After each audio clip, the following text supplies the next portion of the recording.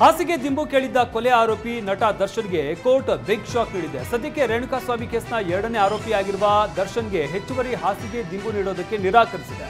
ತಿಂಗಳಿಗೊಮ್ಮೆ ಮಾತ್ರ ಚಾದರ ಬಟ್ಟೆ ಒದಿಸಬೇಕು ಅಂತ ಸೂಚಿಸಲಾಗಿದೆ. ವಿಚಾರಣೆಯನ್ನ ಅಕ್ಟೋಬರ್ 31ಕ್ಕೆ ಮುಂದೂಡಲಾಗಿದೆ.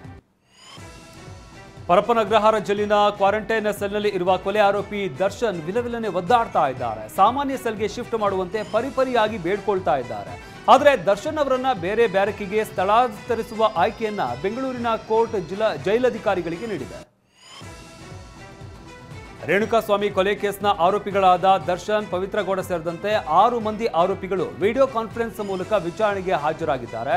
ದರ್ಶನ್ ಹಣೆಗೆ ಕುಂಕುಮ ಇಟ್ಟುಕೊಂಡು ಕಪ್ಪು ಟಿ ಶರ್ಟ್ ಧರಿಸಿದ್ರು.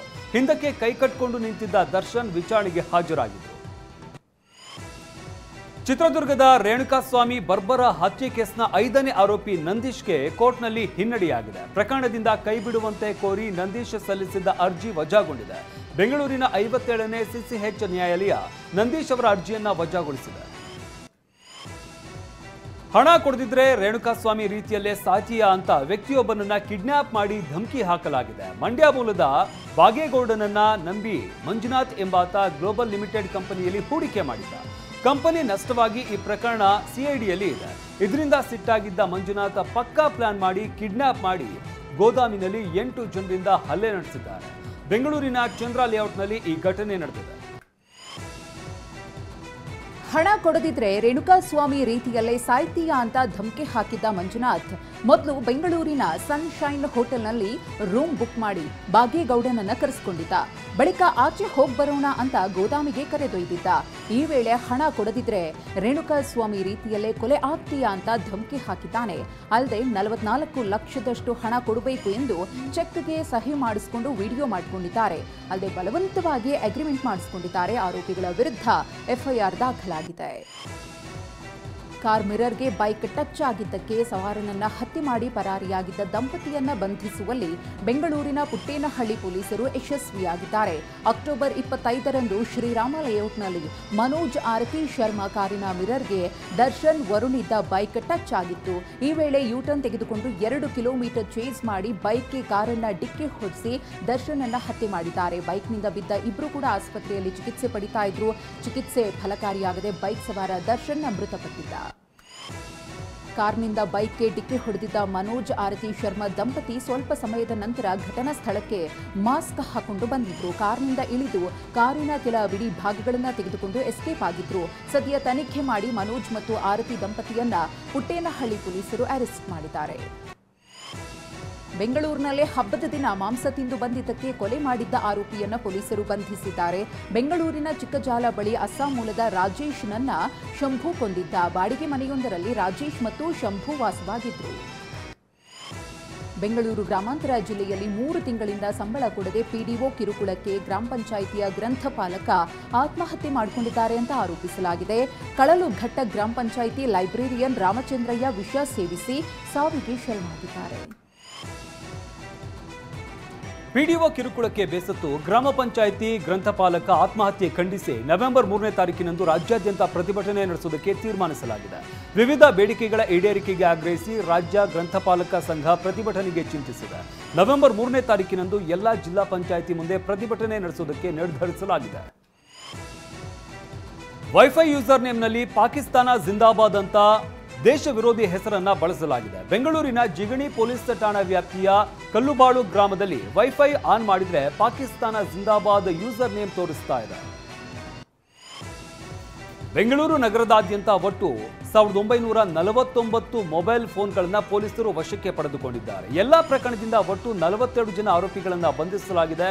ಒಟ್ಟಾರೆಯಾಗಿ 3.36 ಕೋಟಿ ಮೌಲ್ಯದ ಮೊಬೈಲ್ ಫೋನ್ಗಳನ್ನ ಪೊಲೀಸರು ವಶಪಡಿಸಿಕೊಂಡಿದ್ದಾರೆ. ಸಚಿವ ಜಮೀರ್ ಅಹಮದ್ ಉದ್ಯಮಿ ಪರ ನಿಂತಿದ್ದಾರೆಂದು ಚಿಕ್ಕಬಳ್ಳಾಪುರದಲ್ಲಿ ಜೋಳದ ವ್ಯಾಪಾರಿ ಕಣ್ಣೀರಿಟ್ಟಿದ್ದಾರೆ.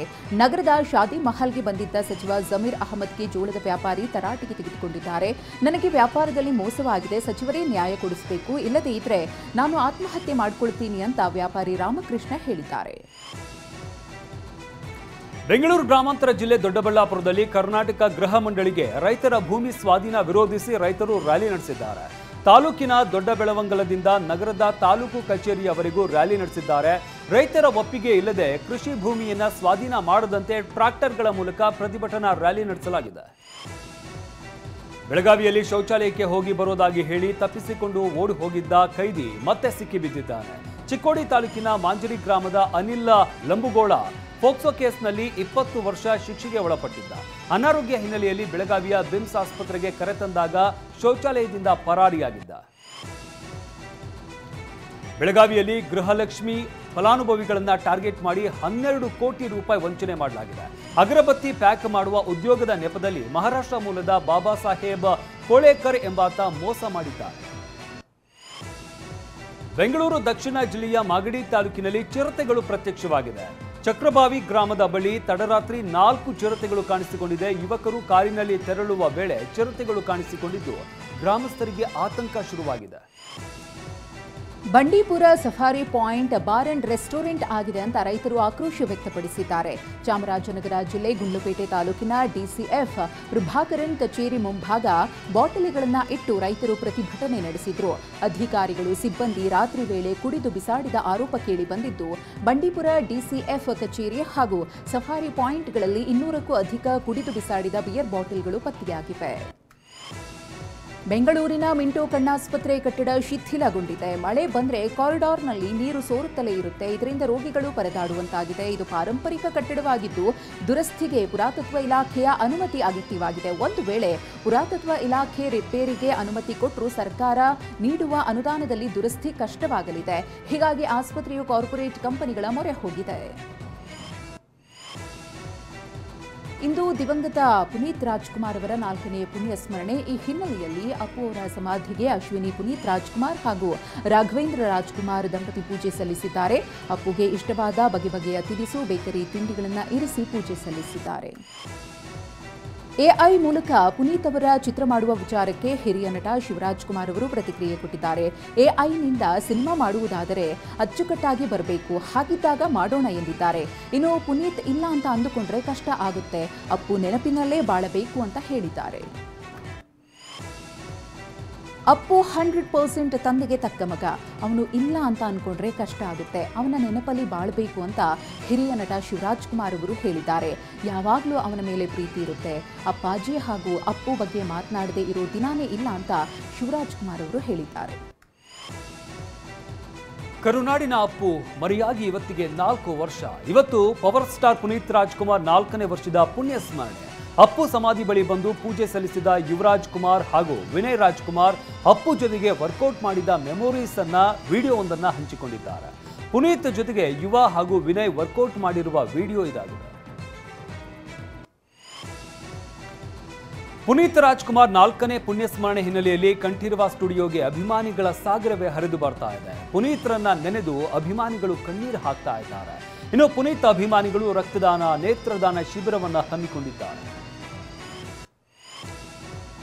ಆಂಧ್ರಪ್ರದೇಶದಲ್ಲಿ ಅಬ್ಬರಿಸಿ ಬೊಬ್ಬರಿದಿದ್ದ ಮೋಂತಾ ಚಂಡಮಾರುತ ದುರ್ಬಲಗೊಂಡಿದೆ. ಭಾರೀ ಗಾಳಿ ಮಳೆ ಉಂಟು ಮಾಡಿದ ಮೋಂತಾ ಚಂಡಮಾರುತ ಆಂಧ್ರಪ್ರದೇಶದ ಕರಾವಳಿಯನ್ನ ನಿರ್ಗಮಿಸಿದೆ.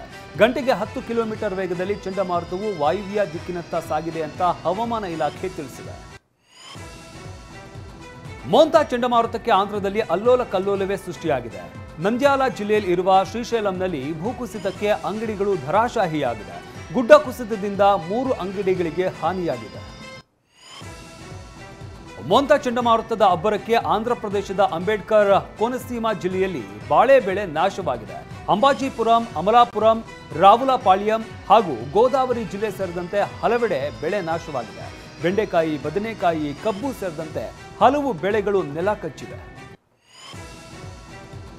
ಪಶ್ಚಿಮ ಗೋದಾವರಿಯ ಜಿಲ್ಲೆಯಲ್ಲಿ ಕಾಳಜಿ ಕೇಂದ್ರ ತೆರೆಯಲಾಗಿದೆ. ನರಸಾಪುರ, ಏಲೂರು, ಭೀಮಾವರ ಪ್ರಾಂತ್ಯದಲ್ಲಿ ಕಾಳಜಿ ಕೇಂದ್ರವನ್ನು ತೆರೆಯಲಾಗಿದ್ದು ಸಂತ್ರಸ್ತರಿಗೆ ಊಟ ತಿಂಡಿ ವ್ಯವಸ್ಥೆಯನ್ನು ಮಾಡಲಾಗಿದೆ. ಬೆಳಗ್ಗೆ 200ಕ್ಕೂ ಹೆಚ್ಚು ಸಂತ್ರಸ್ತರಿಗೆ ಉಪ್ಪಿಟ್ಟು ವಿತರಿಸಿದರೆ ಮಧ್ಯಾಹ್ನ 300ಕ್ಕೂ ಹೆಚ್ಚು ಜನರಿಗೆ ಊಟದ ವ್ಯವಸ್ಥೆಯನ್ನು ಮಾಡಲಾಗಿತ್ತು.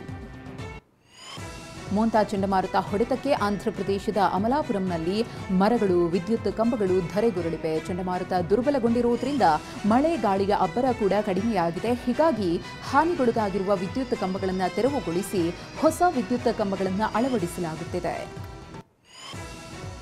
ಆಂಧ್ರಪ್ರದೇಶದಲ್ಲಿ ಮುಂತಾ ಚಂಡಮಾರುತ ಅಪ್ಪಳಿಸಿದ ಬಳಿಕ ಒಡಿಶಾ ಕರಾವಳಿ ಮೇಲೂ ಪರಿಣಾಮ ಬೀರಿದೆ. ಗಂಜಂ ಜಿಲ್ಲೆಯ ಗೋಪಾಲಪುರ ಬೀಚ್ನಲ್ಲಿ ಸಮುದ್ರದ ಅಲೆಗಳು ಅಬ್ಬರಿಸಿ ಬೊಬ್ಬಿರಿಯುತ್ತಿವೆ. ಮೊಂತಾ ಚಂಡಮಾರುತ ದುರ್ಬಲಗೊಂಡಿರುವುದರಿಂದ ಒಡಿಶಾದಲ್ಲಿ ಪ್ರವಾಸೋದ್ಯಮಕ್ಕೆ ಮತ್ತೆ ಕಳೆ ಬಂದಿದೆ. ವಾತಾವರಣ ಸುಧಾರಣೆಯಾಗಿರುವುದರಿಂದ ಗೋಪಾಲಪುರ ಬೀಚ್ಗೆ ಪ್ರವಾಸಿಗರು ಆಗಮಿಸುತ್ತಿದ್ದಾರೆ. ಆದರೆ ಸಮುದ್ರಕ್ಕೆ ಇಳಿಯಲು ನಿರ್ಬಂಧವನ್ನು ವಿಧಿಸಲಾಗಿದೆ. ಅಂಗಡಿ ಮುಂಗಟ್ಟುಗಳು ತೆರೆದಿದ್ದು ವ್ಯಾಪಾರ ಕೂಡ ನಿಧಾನಗತಿಯಲ್ಲಿ ಚೇತರಿಸಿಕೊಳ್ಳುತ್ತಿದೆ. ಕೃತಕ ಮೋಡ ಬಿತ್ತನೆ ಮಾಡಿದ್ರೂ ದೆಹಲಿಯಲ್ಲಿ ವಾಯು ಮಾಲಿನ್ಯ ಸುಧಾರಣೆ ಕಂಡಿಲ್ಲ. ವಾಯು ಗುಣಮಟ್ಟ ಸೂಚ್ಯಂಕ ಇನ್ನೂ ಕಳಪೆ ಗುಣಮಟ್ಟದಲ್ಲೇ ಇದೆ. ಮಾಲಿನ್ಯ ತಗ್ಗಿಸುವುದಕ್ಕೆ ಪಾಲಿಕೆಯು ನೀರು ಸಿಂಪಡಣೆ ಕಾರ್ಯವನ್ನು ಮುಂದುವರಿಸಿದೆ. ಅಮೆರಿಕ ಅಧ್ಯಕ್ಷ ಡೊನಾಲ್ಡ್ ಟ್ರಂಪ್ ಮತ್ತೊಮ್ಮೆ ಪ್ರಧಾನಿ ನರೇಂದ್ರ ಮೋದಿ ಅವರನ್ನ ಕೊಂಡಾಡಿದ್ದಾರೆ. ಮೋದಿ ಅವರು ಸುಂದರವಾದ ವ್ಯಕ್ತಿ ಅಂತ ವರ್ಣಿಸಿದ್ದಾರೆ. ಭಾರತ ಪಾಕಿಸ್ತಾನ ನಡುವಿನ ಯುದ್ಧವನ್ನ ನಾನೇ ನಿಲ್ಲಿಸಿದ್ದು ಅಂತ ಟ್ರಂಪ್ ಪುನರುಚ್ಚರಿಸಿದ್ದಾರೆ. ಮೋದಿ ಅತ್ಯಂತ ಕಠಿಣ ವ್ಯಕ್ತಿ, ಆದರೆ ಸ್ವಲ್ಪ ಸಮಯದ ನಂತರ ಅವರು ಕರೆ ಮಾಡಿ ಯುದ್ಧವನ್ನ ನಿಲ್ಲಿಸ್ತೇನೆ ಅಂತ ಹೇಳಿದ್ರು ಅಂತ ಟ್ರಂಪ್ ಹೇಳಿದ್ದಾರೆ. ರಾಷ್ಟ್ರಪತಿ ದ್ರೌಪದಿ ಮುರ್ಮು ಇತಿಹಾಸವನ್ನ ನಿರ್ಮಿಸಿದ್ದಾರೆ. ರಫೇಲ್ ಯುದ್ಧ ವಿಮಾನದಲ್ಲಿ ಹಾರಾಡಿದ್ದಾರೆ. ಹರಿಯಾಣದ ಅಂಬಾಲಾ ವಾಯುನೆಲೆಯಿಂದ ರಫೇಲ್ ಯುದ್ಧ ವಿಮಾನದಲ್ಲಿ ಹಾರಾಡಿದ್ದಾರೆ. ರಫೇಲ್ನಲ್ಲಿ ಹಾರಾಡಿದ ಮೊದಲ ಮಹಿಳಾ ರಾಷ್ಟ್ರಪತಿ ಎಂಬ ಹೆಗ್ಗಳಿಕೆಗೂ ಪಾತ್ರರಾಗಿದ್ದಾರೆ. ಯುದ್ಧ ವಿಮಾನದಲ್ಲಿ 2 ಬಾರಿ ಹಾರಾಟ ನಡೆಸಿದ ಹೆಗ್ಗಳಿಕೆಗೆ ರಾಷ್ಟ್ರಪತಿ ಮುರ್ಮು ಪಾತ್ರವಾಗಲಿದ್ದಾರೆ. 2023ರಲ್ಲಿ ಅಸ್ಸಾಂನ ತೇಜ್ಪುರ ವಾಯುನೆಲೆಯಲ್ಲಿ ಸುಖೋಯ್ ಯುದ್ಧ ವಿಮಾನದಲ್ಲಿ 30 ನಿಮಿಷಗಳ ಕಾಲ ಹಾರಾಡಿತು. ಈ ಹಿಂದೆ ಮಾಜಿ ರಾಷ್ಟ್ರಪತಿ ಪ್ರತಿಭಾ ಪಟೇಲ್ ಕೂಡ ಯುದ್ಧ ವಿಮಾನದಲ್ಲಿ ಹಾರಾಟ ನಡೆಸಿದರು. ಕೆನಡಾದಲ್ಲಿ ಪಂಜಾಬ್ ಮೂಲದ ಉದ್ಯಮಿಯನ್ನ ಹತ್ಯೆ ಮಾಡಲಾಗಿದೆ. ದರ್ಶನ್ ಸಿಂಗ್ ಸಹಾಯ್ ಎಂಬುವರನ್ನ ದುಷ್ಕರ್ಮಿಗಳು ಗುಂಡಿಕ್ಕಿ ಹತ್ಯೆ ಮಾಡಿದ್ದಾರೆ. ಕೆನಡಾ ಪೊಲೀಸರು ತನಿಖೆ ನಡೆಸುತ್ತಿದ್ದು ಹಂತಕರಿಗಾಗಿ ಬಲೆ ಬೀಸಿದ್ದಾರೆ. ಟೀಮ್ ಇಂಡಿಯಾ ಮಾಜಿ ನಾಯಕ ರೋಹಿತ್ ಶರ್ಮಾ ಐಸಿಸಿ ಏಕದಿನ ರ್ಯಾಂಕಿಂಗ್ ಪಟ್ಟಿಯಲ್ಲಿ ಮೊದಲ ಸ್ಥಾನವನ್ನು ಗಿಟ್ಟಿಸಿಕೊಂಡಿದ್ದಾರೆ. 38 ವರ್ಷದ ರೋಹಿತ್ ಶರ್ಮಾ ಏಕದಿನ ರ್ಯಾಂಕಿಂಗ್ ಪಟ್ಟಿಯಲ್ಲಿ ಮೊದಲ ಸ್ಥಾನ ಗಳಿಸಿದ ಹಿರಿಯ ಆಟಗಾರ ಎಂಬ ಹೆಗ್ಗಳಿಕೆಗೆ ಪಾತ್ರರಾಗಿದ್ದಾರೆ. ಆಸ್ಟ್ರೇಲಿಯಾ ವಿರುದ್ಧದ ಸರಣಿಯಲ್ಲಿ ಅದ್ಭುತ ಆಟ ಪ್ರದರ್ಶಿಸಿದ್ದ ರೋಹಿತ್ ಶರ್ಮಾ 202 ರನ್ ಗಳಿಸಿದ್ರು. ಇನ್ನು ರ್ಯಾಂಕಿಂಗ್ನಲ್ಲಿ ಮೊದಲ ಸ್ಥಾನದಲ್ಲಿದ್ದ ನಾಯಕ ಶುಭ್ಮನ್ ಗಿಲ್ 3ನೇ ಸ್ಥಾನಕ್ಕೆ ಕುಸಿದಿದ್ದಾರೆ. ಆಸ್ಟ್ರೇಲಿಯಾ ವಿರುದ್ಧದ ಮೊದಲ 3 ಟಿ20 ಪಂದ್ಯಗಳಿಂದ ಭಾರತ ತಂಡದ ಆಟಗಾರ ನಿತೀಶ್ ಕುಮಾರ್ ರೆಡ್ಡಿ ಹೊರಬಿದ್ದಿದ್ದಾರೆ. 2ನೇ ಏಕದಿನ ಪಂದ್ಯದ ವೇಳೆ ನಿತೀಶ್ ಕುಮಾರ್ ರೆಡ್ಡಿ ಗಾಯಗೊಂಡಿದ್ರು. ಅವರು ಚೇತರಿಸಿಕೊಳ್ಳಲು ಕೆಲವು ದಿನಗಳು ಬೇಕಾಗಿರುವುದರಿಂದ 3 ಪಂದ್ಯಕ್ಕೆ ನಿತೀಶ್ ಕುಮಾರ್ ರೆಡ್ಡಿ ಅಲಭ್ಯರಾಗಿದ್ದಾರೆ ಅಂತ ಬಿಸಿಸಿಐ ವೈದ್ಯಕೀಯ ತಂಡ ತಿಳಿಸಿದೆ.